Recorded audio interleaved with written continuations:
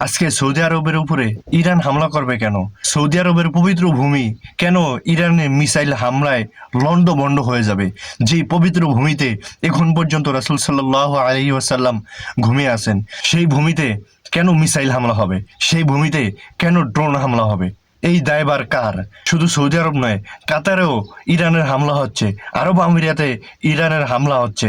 অথচ সৌদি আরব, আরব আমিরাত, কাতার সহ যে আরব কান্ট্রিগুলো রয়েছে, সেই আরব কান্ট্রিগুলো তারা যদি সততার উপরে থাকতো, তারা যদি এক থাকতো, তাইলে পৃথিবীতে এমন কোনো রাষ্ট্র নাই যে রাষ্ট্র সৌদি আরবের উপর হামলা করবে। এই আরব কান্ট্রিগুলোর মধ্যে আল্লাহ পাক রব্বুল আলামিন তার প্রদত্ত নিয়ামত যেগুলো দিয়ে রাখছেন, বিশেষ করে তেলের যে খনিজ সম্পদ রয়েছেন, আরব কান্ট্রিগুলো যদি বলে গোটা বিশ্বের বিমানগুলোর বিমান, জাহাজ, গাড়ি, এরপরে বিভিন্ন কলকারখানা অল্প কয়দিনের মধ্যেই বন্ধ হয়ে যেত শুধু তেলের অভাবে।